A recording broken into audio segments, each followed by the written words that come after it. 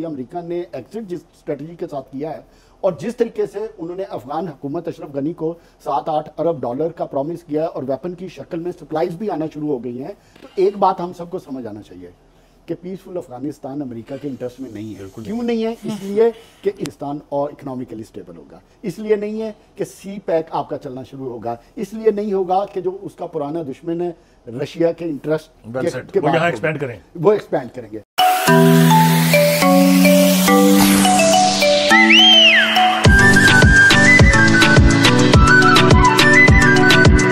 अफगानिस्तान अब काफ़ी दिन तक बात होती रहेगी, पहले भी कब नहीं हुई, जब से रूसियों को निकालने की कामयाबी का सिरा पाकिस्तानियों ने अपने सर लिया, तब से हम अफगानिस्तान के मामलात में ऐसे उलझ गए हैं, निकल नहीं पा रहे। और अब अफगानिस्तान ये कह रहा है कि वो डिक्टेशन कबूल नहीं करेगा। बड़ी अच्छी बात है। कौन कहता था यहाँ पे आके पेशावर में बैठो और पेशावर में तमाम दफातर कायम करो? आप आए थे ना खुद, पाकिस्तान ने तो नहीं मजबूर किया था ना कि आए यहाँ पे दफातर बनाएं, यहाँ पे फैसले करें, यहाँ पे जिरगे लगाएं।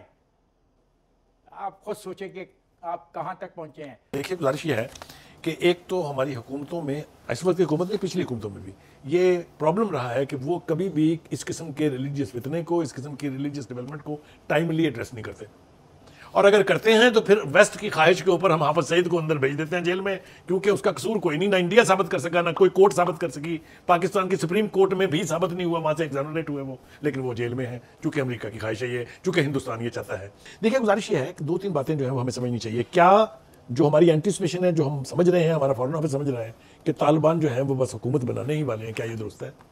ये दो हवाले से मुझे दुरुस्त नहीं लगता, इसलिए कि पहली बात तो ये है कि जो बाइडन ने अभी कल कहा है इन ए प्रेस कॉन्फ्रेंस के तालिबान के साथ मुआहिदा है ये कि वो काबुल पर काबिज नहीं होंगे। साथ उन्होंने कहा इसके साथ साथ वो जितने प्रोविंसेस वो कहते हैं हमने कैप्चर किए हैं, उनके हेड ऑफिस, उनके दारुल खुलाफों में नहीं घुसे वो अभी तक। तो एक तो ये तस्वुर कि यहाँ तालिबान की हुकूमत होने जा रही है, ये खुद तालिबान की लीडरशिप कहती है। कल के उनके जो स्पोक्स पर्सन है शाहीन साहब, उन्होंने ये कहा कि हमने कभी ये सोचा भी नहीं कि वहां सिर्फ तालिबान की हुकूमत होगी, वहां जितने भी ग्रुप्स हैं उनकी एक रिप्रेजेंटेटिव गवर्नमेंट बनेगी। लीस्ट वो ये है कि तालिबान भी इस गलतफहमी का शिकार ना हो कि पाकिस्तान की उनको जरूरत नहीं पड़नी। देखें, पाकिस्तान के बगैर तालिबान या अफगानिस्तान में, बल्कि पाकिस्तान क्या इस पूरे रीजन में, पाकिस्तान, चाइना, ईरान, रशिया और इवन अमेरिका, इसके बगैर अफगानिस्तान में अमन हो ही नहीं सकता, तुर्की भी शामिल, और तरक्की भी नहीं हो सकती। इसलिए ये नहीं, तुर्की शामिल कर ले, हाँ, और टर्की, इन सबको जब तक ये लोग ऑन बोर्ड नहीं होंगे उस वक्त तक पायदार अमन नहीं हो सकता। और जिस तरह आपने बात की, अमेरिका ने एग्जिट जिस स्ट्रेटजी के साथ किया है और जिस तरीके से उन्होंने अफगान हुकूमत अशरफ गनी को 7-8 अरब डॉलर का प्रॉमिस किया है और वेपन की शक्ल में सप्लाईज भी आना शुरू हो गई हैं, तो एक बात हम सबको समझ आना चाहिए कि पीसफुल अफगानिस्तान अमेरिका के इंटरेस्ट में नहीं है। क्यों नहीं है? इसलिए कि पाकिस्तान और इकोनॉमिकली स्टेबल होगा, इसलिए नहीं है कि सी पैक आपका चलना शुरू होगा, इसलिए नहीं होगा कि जो उसका पुराना दुश्मन है रशिया के इंटरेस्ट के वो यहाँ एक्सपैंड करें, वो एक्सपैंड करेंगे। बात ये है, और ईरान इसी तरह। तो इस पूरे रीजन में जिस तरह निकले और जिस तरह उन्होंने एक चीज अनाउंस की है कि हम एयर स्ट्राइक कैपेबिलिटी रखते हैं, हमारे जहाज हमारे मौजूद हैं, कि जितने हमारे इंटेलिजेंस के सिस्टम हैं, जो कि आप सब समझते हैं CIA के टेंटिकल्स उधर मौजूद रहेंगे। कल आपने खुद बताया था कि अफगानिस्तान से तालिबान के जनाजे पाकिस्तान आए थे, वो पाकिस्तानी थे, और वो जुलूस, और जो जनाजे का जुलूस था उसमें तालिबान के लिए नारे भी लगे। लेकिन ये सीन शुरू हो गया है। पाकिस्तान को जो खतरा हो सकता था उसके आसार नहीं, उसके वाज़ेह डिमॉन्स्ट्रेशन, मुजाहरे शुरू हो गए हैं। के लिए जो बात आपने की, इसमें सोल्यूशन नहीं है। मौजूदा हुकूमत भी जो बात करती है, हमें सोल्यूशन निकलता हुआ नजर नहीं आता। तो इस वक्त पाकिस्तान को कश्मीरियों की मदद के लिए कुछ प्रैक्टिकली करना था, सिर्फ एहतजाज या आवाज नहीं उठानी थी। बिल्कुल प्रैक्टिकली मतलब कुछ लोगों ने भी कहा कि फौज को इस वक्त श्रीनगर में होना चाहिए था। कि देखिए, बाकी सारे सफारती महाज पे हमें काम करना चाहिए, वर्ल्ड ओपिनियन को मोबिलाइज करना चाहिए, उसकी अपनी अहमियत है। पूरी दुनिया में हमें वफूद भी भेजने चाहिए, सबको ये अपना रोल प्ले करना चाहिए। लेकिन सबसे इंपॉर्टेंट इमरान खान साहब बात यह है कि हमें दुनिया को बावर करवाना है कि देखें, ये इंटरनेशनल लॉ भी और UN चार्टर भी कश्मीरियों को आर्म्ड स्ट्रगल की इजाजत देता है। जिस तरह सोवियत यूनियन ने जब इंटरवीन किया, अफगानिस्तान पे कब्जा किया, तो अफगान फ्रीडम फाइटर्स की आर्म स्ट्रगल की मदद के लिए अमेरिका समेत पूरी दुनिया आई। अगर यह है कि उनकी आर्म स्ट्रगल जायज थी, ये अफगान फ्रीडम फाइटर्स के अगेंस्ट सोवियत यूनियन, तो कश्मीरी फ्रीडम फाइटर्स की आर्म स्ट्रगल भी बिल्कुल जायज है।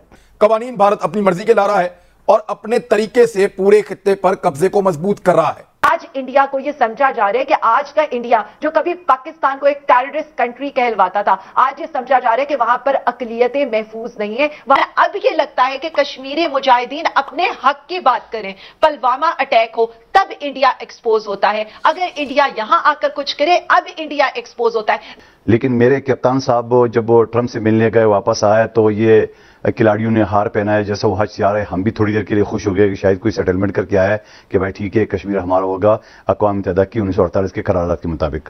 मगर एग्जैक्ट 10 दिन बाद जो है ना वो आर्टिकल 370 उन्हें लगा दिए है, सेक्शन 35 है, और उन्होंने मुकम्मल मकबूजा कश्मीर पे कंट्रोल हासिल कर लिया। उसके बाद कप्तान साहब ने ऐलान कर दिया है कि जुमे की नमाज के आधे घंटे तक वो एहतजाज होगा। वो एहतजाज भी हो गया, वहां से भी इंडिया नहीं ला। उसके बाद उन्हें क्या कर दिया, कश्मीर हाईवे का नाम श्रीनगर हाईवे रख दिया। और फिर जब मोहतरम जनाब प्राइम मिनिस्टर साहब आजाद कश्मीर की असम्बली से खिताब किया है, वहां पे जो उन्हें स्पीच किए तो वहां की जो रहनुमा थे उन्होंने कहा कि भाई ये नक्शाबाजी से काम नहीं चलेगा, अमली काम करे। और भाई सौदा और किसे कहते हैं? 73 साल में इंडिया को हिम्मत नहीं हो सकी है, वो जाके काबिज हो गए, सब कुछ खत्म कर लिया है। और आप अभी तक जो ना वो जंगल वाले में शेर सुना, वो मिसाल सुना नहीं रहा हूं कि वो इस दरख्त पे अटक उस दरख्त पे। भाई ये छोड़े हरकतें, बहुत हो गया पाकिस्तानी आवाम को तो आपने कशकोल गले पे पकड़ा दिए और आपने उनका बेड़ा गर्क कर दिए। मैं क्या बोलूंगा, इनकी सिर्फ डायलॉग बाजी है कि हम कश्मीर नहीं छोड़ेंगे। भाई कश्मीर आपसे जा चुका है, कश्मीर अगला कब्जा कर चुका है, आर्टिकल 370 लगा चुका है। आप करो, हिम्मत करो, पकड़ लो। आप कह रहे मैं वकील बनूंगा, भाई हमें जाली वकील नहीं चाहिए। मुझे बताओ कि आप मोदी को प्लेट में जाके ट्रंप के साथ मिलके और मोदी को प्लेट में दे, वो इन्हें तो प्लेट में दे दिए मकबूजा कश्मीर, इनके यहां तो प्लेट में दे दिए। खुद ये मोदी के लिए दुआएं मांग रहे थे। ये जो इमरान खान साहब को हार पहना रहे थे अमेरिका से आते हुए। फिर यह है कि जी उनके पास कोई जवाब नहीं है कि क्या वजह है कि शाह महमूद कुरैशी साहब इनके जो वज़ीर खारजा है उन्होंने कहा कि आर्टिकल 370 जो है वो तो इंडिया का अंदरूनी मामला है। सारी दुनिया के सर्वे ये कह रहे थे कि मोदी की 100% हुकूमत आ रही है इंडिया में, तो ये एक गुडविल जेस्चर हो सकता है कि यार ये आरएस के साथ बातचीत करके कोई मसला हल करते हैं, लेकिन वो नहीं हुआ अनफॉर्चुनेटली। उसने आप लोग गए अदालत में और आपने उसको चैलेंज नहीं किया। इंडिया ने 2 मरतबा आलमी अदालत के जुरिस्डिक्शन को चैलेंज किया जब पाकिस्तान गया था। आपके पास ये चांस था कि आप कहते जी हम आपके पास मुकदमा नहीं लगवाते, हम आपको चैलेंज करते हैं। आप निकल सकते थे लेकिन आप नहीं निकले। सर ये आपका डिसीजन था, आपने पाकिस्तान को आपकी हुकूमत ने फंसाया इंटरनेशनल कोर्ट ऑफ जस्टिस में, इसका कोई चैलेंज नहीं किया। पूरा पाकिस्तान आपको कह रहा था कि चैलेंज करें, ना जाएं इस अदालत में। जब हमने इंडिया की अदालत है, मत जाएं। तो ये दुनिया को ये बताना शुरू कर दिया, हमने दुनिया को ये बताना शुरू कर दिया कि हम तो लड़ना नहीं चाहते। मौलाना फजलुर रहमान साहब ऑन एंड ऑफ कुछ स्टेटमेंट्स जारी कर रहे हैं। एक स्टेटमेंट उनका जो है हाल ही में जिसपे वो कहते हैं कि ये पाकिस्तान तहरीक इंसाफ की जो इस दौरे हुकूमत की नाअहली है वो इतनी बुरी तरीके से वो नाअहल है कि पाक चीन के ताल्लुकात जो है वो भी इससे अफेक्ट हो रहे हैं। अनफॉर्चुनेटली देखा जाए तो इस किस्म की कोई भी बात नहीं है पाकिस्तान के हवाले से। सी पैक के ऊपर अगर हम गुफ्तगू करते हैं, ग्वादर पोर्ट का काम तेजी से जारी हो सारी, जिसमें इंफ्रास्ट्रक्चर से लेकर डेवलपमेंट प्रोजेक्ट्स तक सब जो है अल्हम्दुलिल्लाह पाकिस्तान के बिल्कुल तेजी से चल रहे हैं। लेकिन यहाँ पे एक अहम कंसर्न ये है कि ऑपोजिशन क्या पाकिस्तान में एक जेन्युइन ऑपोजिशन का रोल प्ले कर रही है या ये opposition for the sake of opposition है। क्योंकि जहां पर हम देखें नेशनल इंटरेस्ट और फॉरेन पॉलिसी के मामलात को, वहां पर किसी ने जो है उसको हिलाने की उसको इजाजत तक नहीं है। ये हमारे मुल्क का कानून भी कहता है, आईन पाकिस्तान कहता है कि जहां पर आपको फ्रीडम ऑफ स्पीच की इजाजत है, वहीं पर साथ में आपको कुछ गाइडलाइंस दी गई हैं जिसपे आप इस्लाम के हवाले से कोई बात, उसके खिलाफ बात नहीं कर सकते, कोई अपने कल्चर के खिलाफ कोई जो इनिशिएटिव नहीं ले सकते। साथ ही साथ जो मुल्क की सालमियत का मामला होता है उस पर भी जो है आप गुफ्तगू नहीं कर सकते। लेकिन अनफॉर्चुनेटली ये सब हो रहा है। आईन पाकिस्तान जो है उसको बुरी तरीके से तमाम तरह पॉलिटिशियंस वायलेट कर रहे हैं, चाहे वो किसी भी पॉलिटिकल पार्टी से हो। सरदार साहब, ये मौलाना फजलुर रहमान साहब का स्टेटमेंट है, वो कहते हैं कि हुकूमती नाअहली से पाक चीन ताल्लुकात गिले शिकवे तक जा पहुंचा। ये किस किस्म का स्टेटमेंट उन्होंने दिया? आपको लगता है कि इस किस्म के स्टेटमेंट्स जो है नेशनल इंटरेस्ट को डैमेज नहीं करते? देखिए मुझे तो नहीं पता मौलाना फजलुर रहमान साहब ने किस कॉन्टेक्स्ट में ये बात की है, लेकिन हमें जो मैं आजादी तौर पे ये समझता हूँ कि हमें मुल्क के जो लार्जेस्ट इंटरेस्ट हैं उसको सामने रखते हुए किसी तरह का भी कोई कंट्रोवर्शियल स्टेटमेंट नहीं देना चाहिए। क्यों